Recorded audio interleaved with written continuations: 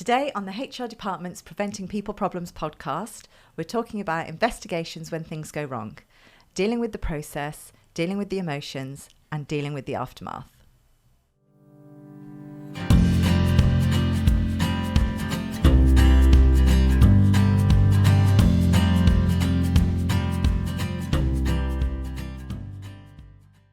Hello everyone and welcome to the HR Department's Preventing People Problems podcast.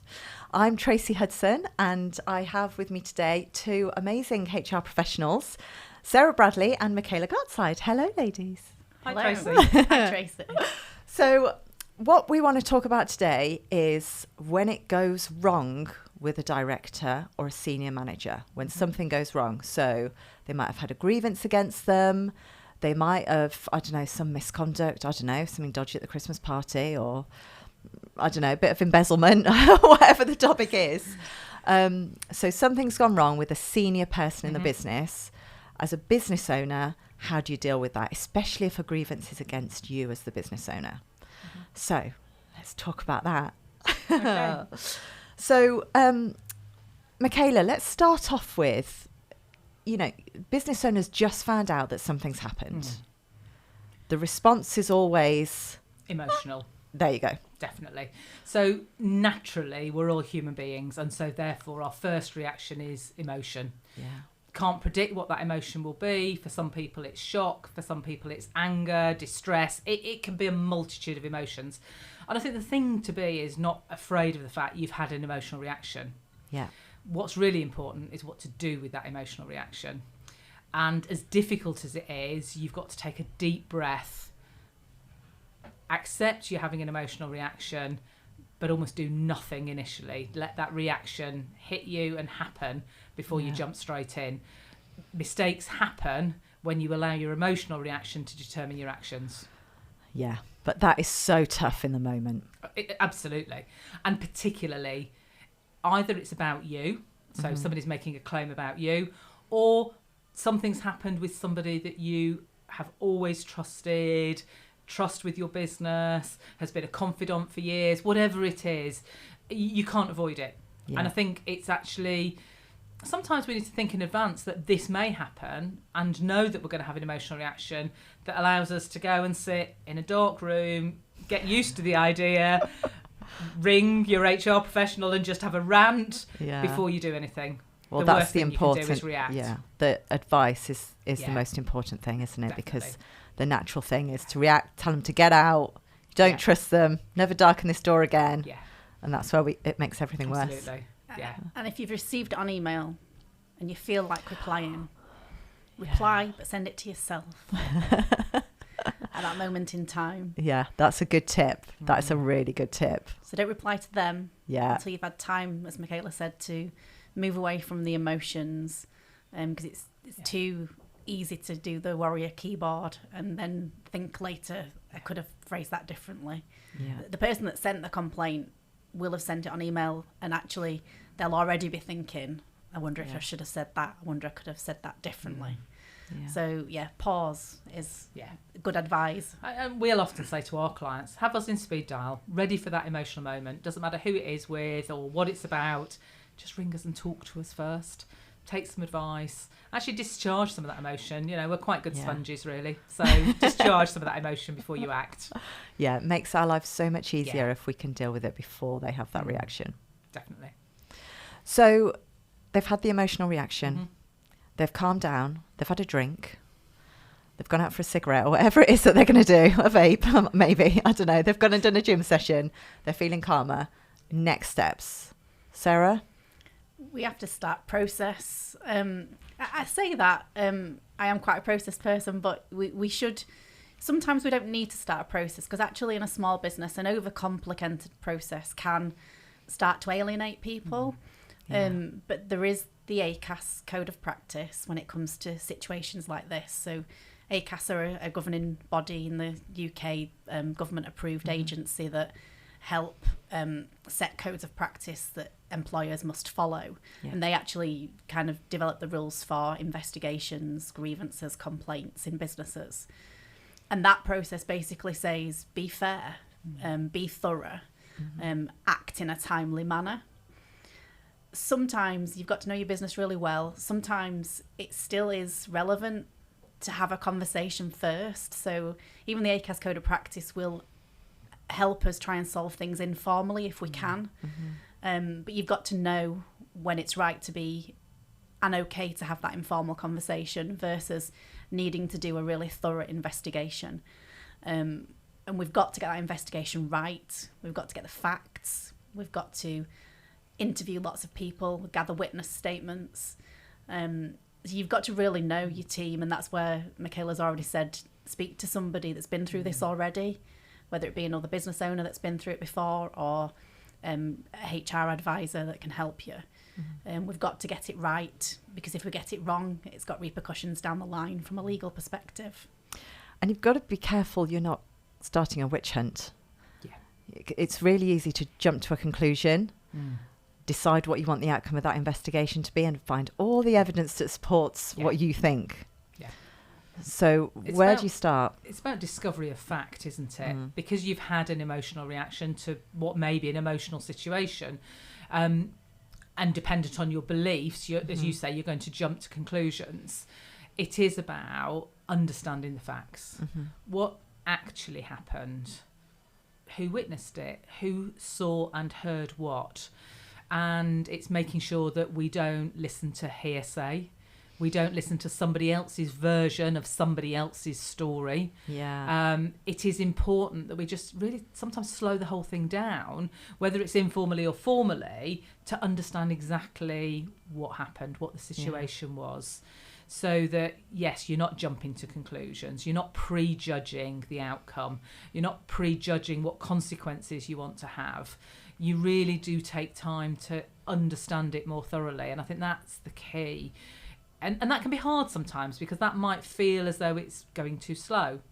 It might feel as though it's a waste of time because I already know what's happened. Yeah. But often that thoroughness in investigation, and I use the term investigation in its loosest of terms, it's the fact-finding, it's discovery, it's about what actually happened. Yeah, an investigation doesn't have to be a really big deal, does it? That's right. You need to be digging deep, though. So as Michaela's already said, we can't listen to somebody else's version of what that somebody else saw. Yeah. And when we do get people saying to us things such as, I feel bullied or I feel harassed, we need to help them explain what that means to them, because it can mean something different to each individual. So in order for us to be able to really understand and help the person making the complaint and the person receiving the complaint understand what's going on, we need specifics of dates and times and events and feelings.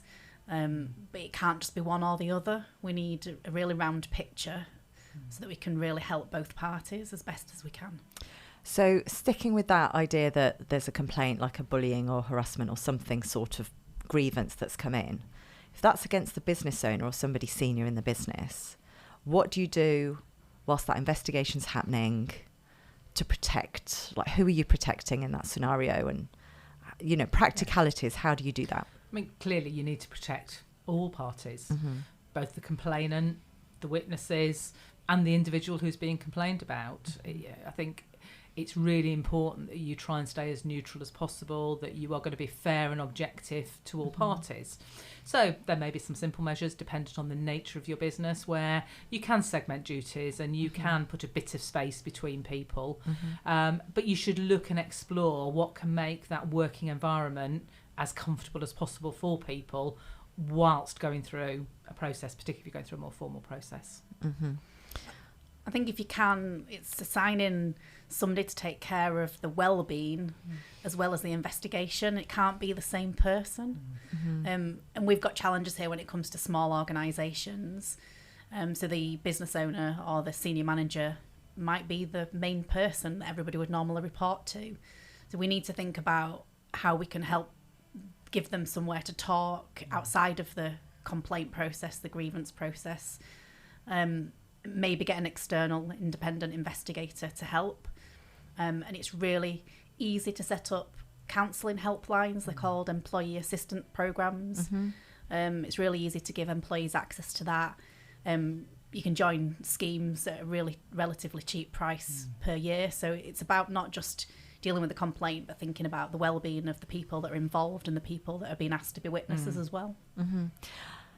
In a small business, just thinking about support for the employees, some employees might be members of unions. Mm-hmm. Small business owners, their first reaction is, we don't recognise a union. So can we just talk about that a little bit, just so that business owners are clear about what that means if an employee's a member of a union? Yeah. So clearly you can be a business that doesn't recognise a union. Yeah. It doesn't mean your staff are not members. Yeah. And therefore you need to acknowledge that they may have the support of a union. And certainly if we're into certain statutory type meetings where there's the right to be accompanied, then if they are in a union, they can bring their union representatives. Yeah. That's not about union recognition. The two things are obviously quite different. And I think there are times where we should embrace and encourage the individual to bring their union representative, because in some instances it might help with that support piece. Also, often it can help with the right outcome, depending on the situation. So it's not always a negative. I think the immediate reaction is it's a negative if they're bringing in the union rep.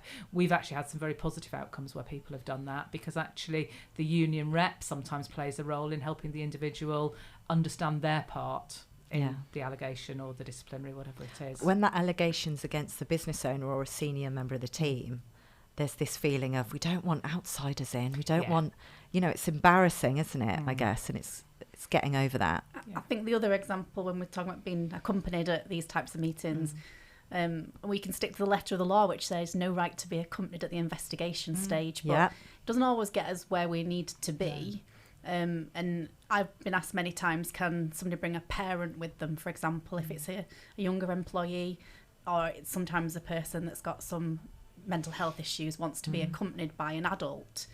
By the letter of the law, no, we don't have to say yes, but if it helps the business owner get from A to B and the employee get from A to B, I've got rather more relaxed around the advice I give, which is do what's right for you and the business. The law says you don't have to, but this isn't always about employment law. It's about HR, culture, best practice, moving the business forward, getting the result that we need to get for everybody to help it, be in the right place for the future.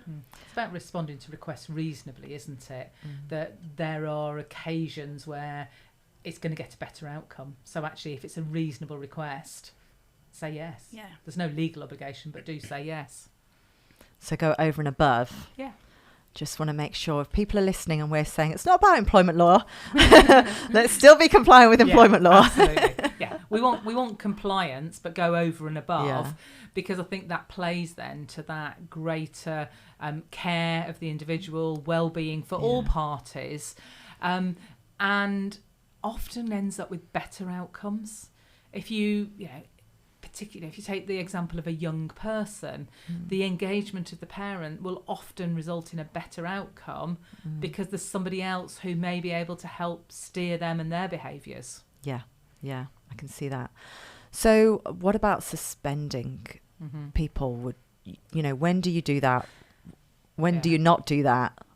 Who do you suspend? So especially when business owners involved. Advise caution around suspension. Okay. Whilst clearly suspension is supposed to be a neutral act, the minute there's suspension involved for any party, there is always that rumour, conjecture, and also that if the investigation concludes there is nothing, how do people return to the business? So we will always advise caution on suspension being a last resort, having explored all other options and all other opportunities. But sometimes it has to be. And of course, then you have to look at the situation and consider maybe suspension of both parties in the interests of fairness. Yeah. There's so many alternatives to suspension these days, though, such as working at home whilst we carry out the investigations. There are tribunal cases that have found that their belief is that the employer had made a foregone conclusion. That they'd already decided what the action would be, and that was the act of suspending. So we do need to act with caution when we're thinking about this. We can keep people in separate departments, separate teams if it's a reasonable sized business. We have the option of home working. So we shouldn't act quick to suspend. We need to think about it very carefully. And I guess the other challenge that small businesses have, I'm thinking about, micro businesses now, where you've got to have somebody doing the investigation. And then if there's a disciplinary, who does that? And then if this has all come out of a grievance, who does the grievance hearing? Not everyone can do it, or can they? Michaela? Yeah, I mean, obviously, you're going to look and say, how can you segment roles as much as possible?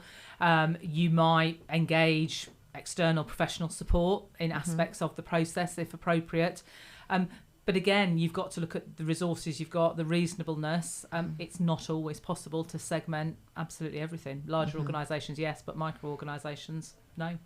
Yeah. I always say if it's really hard to segment, let's probably do the investigation disciplinary with one person, leaving in a clear appeal officer if we need to do that stage. But equally, you could do a it's the same person for investigation disciplinary with somebody for the appeal if possible. It's not always possible, and for micro SMEs, if it gets to tribunal, they're looking at the resources available. So business owners shouldn't be too worried about having all these different layers if it's not possible. So we've gone through the process. In terms of the emotions around everybody that's involved, so small business, in my mind, office environment, about 12 people, a complaint's been put in against a business owner or a senior manager, you've got somebody who's put that complaint in, that process has been resolved, everyone else in the office kind of knows what's gone on because there's rumours and some stuff's been talked about and people always get a feeling that something's going on, but they're both still continuing to work there. So obviously that process has been resolved. But how do you deal with that? How do you deal with the fallout of something like a grievance is a really big deal? Yeah. These happen rarely in businesses. And when they do happen, it's so damaging. In a large corporate, that damage can kind of be hidden and brushed under the carpet because there's so many people. But in a small business, what's your advice on how you deal with that? Michaela, I'll pick on you first. Oh, you're picking on me first, right. I think every situation is going to be different, isn't it? Of course, it depends on what the outcome of the grievance or the disciplinary was. Clearly, it's not necessarily the business of other people in the office. Yeah. But I think ultimately you have to understand that there has potentially been an impact, and you have to look at and say, what's the right solution? What's the moving forward? So, let's say, for example, it's been a grievance and individuals have agreed to mediation and they're moving forward. Your next logical steps are maybe some simple team building exercises about rebuilding the rest of the team, whether it's about rebuilding trust, and actually for them to see that the two individuals who were involved, they have moved on and moved forward. It's not going to be prescriptive, is it? That each situation is going to be on its own merits and require its own solution. But I think you've got to be very mindful of the fact that, particularly if you've pulled in a number of witnesses and that type of thing, there's a lot of people might know about it. Yeah. I think it's really important with the two parties involved. It's most commonly two parties. There can be more. But we get them together and we say to them, what are you going to do if this happens again? What are you going to do if we feel this way about each other again? What's our plan to make sure that you two help each other manage through it together rather than the full process? Because it's not a nice process, that investigation and that grievance. I have a little tip that I give my clients in HR, which is make them have uninterrupted speaking time. So you sit both parties down together and you ask one of them to talk about how they were feeling and what the future aspirations are, but the other one's not allowed to speak. And then the other one speaks and says the same. So how am I feeling? What do I want from the future? But the other side's not allowed to speak. Right. And in that process, we're doing something that we don't do. We're doing something we don't do very often as human beings. We're listening. Yeah. Because we're not allowed to talk. So I've worked closely with managers that have had complaints raised against them. And the manager that's had the complaint raised goes into work feeling, burning sensation in the stomach, sickness, because they don't know how to face that employee. So we've got to get people back together, the same feeling for the employee that's raised the complaint. we've got to get them talking and communicating, and to give them some structure to start with often helps. So that uninterrupted speaking time prescribed means they've got to listen, and it can create magical moments in helping understanding. That's really good. And I guess there's something about looking at the culture of the business as a whole. I mean, on one hand, you must have a good, positive culture if you've got someone who feels that they can raise a complaint. Yeah. That's good, tick. Yeah. But at the same time, what behaviours are being demonstrated for that manager to feel that he could treat that person in that way? I'm saying he, I'm assuming it's a man. That's really sexist, isn't it? He is in my head. So I guess there's some reflection to do as a business owner after that whole process has been. Yeah, and sometimes that might result in training, for example, for the whole team, dependent upon whether it's a disciplinary, whether it's a grievance. It might be about culture, it might be about process, it might be that there are some very specific training requirements come out of it from which everybody benefits, to avoid future issues, not necessarily with the same individuals, but actually in the wider organisation. There is a responsibility on the business, isn't there, to make sure that people know what acceptable behaviour looks like, whether that's around equal opportunities, sexual harassment. There's a responsibility on the business to address those things. So if there has been in any way a culture of those behaviours, whilst we might have addressed it through a process with certain individuals, we need to look at the wider organisation and, if necessary, train and or refresh training. Interesting. I knew somebody once that used to say any feedback is a gift, and a grievance is feedback, basically. So we need to treat this as holistic. We need to look at the whole organisation, from micro SMEs to larger SMEs. If, for example, we're hearing similar complaints repeating themselves, but we're always given the same outcome, did we get it right, that outcome? Because if the same complaint keeps reoccurring, or the same information keeps coming up, we have to dig deeper. We have to start to look at our processes, our suppliers, our competitors, our teams, our managers, and kind of question ourselves eventually and say, we can't just keep assuming that we're right if the same complaints keep reoccurring. And then there's the perception of the team. So although the process itself is confidential, they're going to want to know what happened, but it's about demonstrating that when a complaint arises or when an incident happens, that you as a business owner will take action on that, I guess. I think it's also about closing things, isn't it? So even though they might not know the detail of what closure looks like, it is about being clear with the team that it is now closed. Yeah. And that we need to move on. Stop talking about it. There may be some actions that come out of it, and therefore people have a greater sense of it. Sometimes it may be actually just being very clear in our messaging that it has been investigated, it has gone through the process, and it is now deemed to be a closed matter. I think that's really important when people are remaining within an organisation, that it is allowed to be closed. You know, we close a file, we close the filing cabinet, and it has to stop. Because we're in the 80s and we have a filing cabinet. We have a filing cabinet, exactly. Show my age. Thanks, Tracey. But yeah, it is over. Yeah. Even if they don't stay in the organisation, if they leave, we still need that same process. So we sometimes get a complaint, an internal complaint, and then we have a disappearing person. Where did that person disappear to overnight? So we said it, previously, communication is just so key to all of internal procedures like this. And we can't brush it under the carpet. We can't just disappear a person from the business. We need to be closing things down afterwards. So we've talked about all of this, like it's a grievance, it's all very genuine. That's all fine. Dealing with it in that way is all fine. But what do you do when you've got another director, say it's somebody else on the board or a very senior person who's just done something very wrong, and it was malicious, say they've stolen something, or, it was a malicious act and they know that what they've done is wrong. What does the business owner or what do the other directors need to be thinking about? Because I imagine the rest of the employees must be thinking, well, how did they get away with that? Right. You know, there's that judgment on you as the business owner. Maybe I'm overthinking this, but any tips or advice or guidance around that sort of scenario? Ultimately, isn't it? It depends on the level of the misdemeanour, shall we say. And clearly, if it wasn't gross misconduct and they're staying with the organisation, I guess people are going to be looking for the what's different. Yes.